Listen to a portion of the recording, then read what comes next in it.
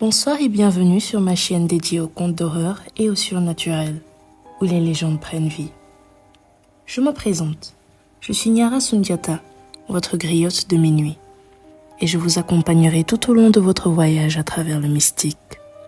Ici, je plonge au cœur de la mythologie africaine, révélant des histoires terrifiantes et mystérieuses, oubliées depuis des siècles. Esprits, créatures mythiques et forces occultes se mêlent pour vous faire frissonner.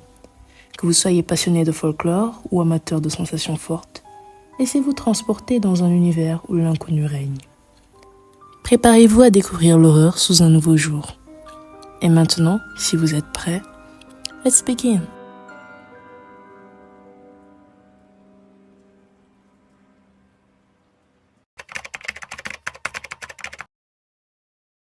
Les Rab sont des entités mystérieuses et malveillantes qui habitent les légendes et les croyances mystiques d'Afrique de l'Ouest, en particulier au Sénégal.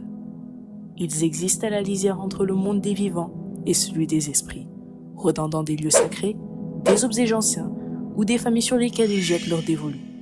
Leur présence est souvent imperceptible au début, mais une fois que l'on entre en contact avec eux ou que l'on commet l'erreur de les offenser, leur emprise peut devenir inévitable, implacable et surtout terrifiante.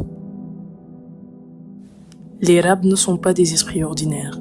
Dans les récits anciens, ils sont décrits comme des êtres ayant vécu autrefois parmi les humains ou ayant été des créatures surnaturelles dès leur origine.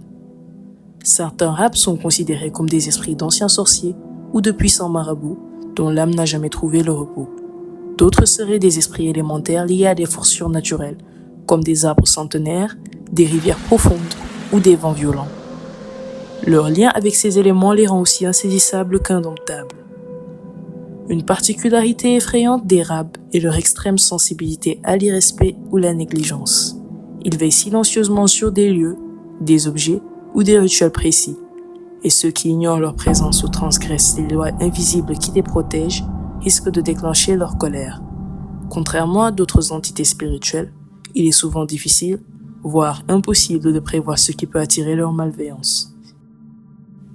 Ce qui distingue les Rab des autres esprits, c'est leur redoutable capacité à posséder des individus.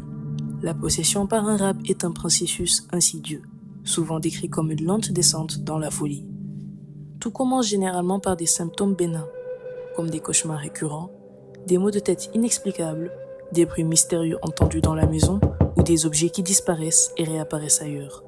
Peu à peu, l'emprise du Rab se renforce jusqu'à ce qu'il prenne totalement possession de la victime. Dans un état de possession avancé, la victime ne ressemble plus à elle-même.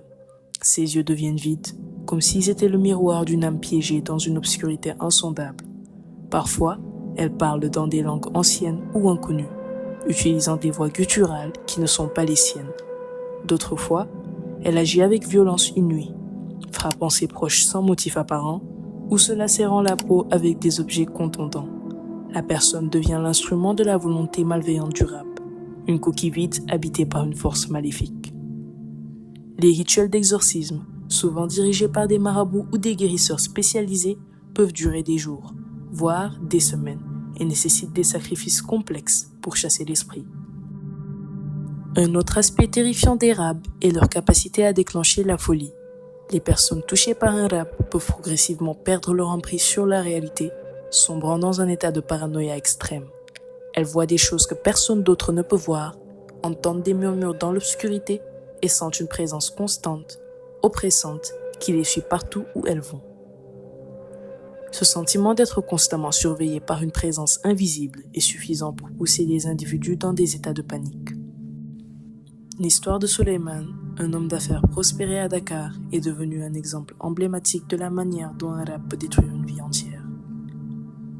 Après avoir acheté une maison située sur un ancien lieu sacré, il commença à entendre des bruits de pas dans les couloirs la nuit. Au début, il pensa qu'il s'agissait d'un simple problème d'isolation ou d'animaux errants.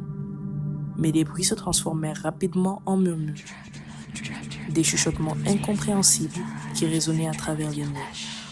Peu après, Suleiman commença à souffrir d'hallucinations. Il affirmait voir une silhouette sombre, toujours dans le coin de son champ de vision, le suivant silencieusement. Malgré de multiples consultations médicales, Rien ne put arrêter la détérioration de son état mental. Il devint déraisonnable, refusant de quitter la maison, même lorsque ses proches tentèrent de le sauver. Les marabouts consultés révélèrent qu'un puissant rab occupait les lieux et que Suleiman avait involontairement provoqué sa colère en rénovant la maison. Après plusieurs mois de folie croissante, Suleiman se suicida, laissant derrière lui une famille terrorisée. La peur des rabs n'est pas seulement basée sur ce qu'ils peuvent faire, mais aussi sur l'incertitude qu'ils représentent. Le simple fait de marcher dans une forêt sacrée, de toucher un objet lié à un ancien rituel, ou même de dire un mot déplacé, peut suffire à éveiller la colère d'un rab. Leurs réactions sont imprévisibles, et leur capacité à frapper à tout moment, que ce soit par possession, maladie ou malédiction, plonge les communautés dans une peur constante. Les rabs ne laissent aucun répit. Ils sont des prédateurs invisibles, des ombres malveillantes qui attendent dans le noir, prêtes à frapper ceux qui osent les défier ou ignorer leur présence. Pour ceux qui croient en leur existence, ils sont la personnification même de la peur inévitable et inégalable.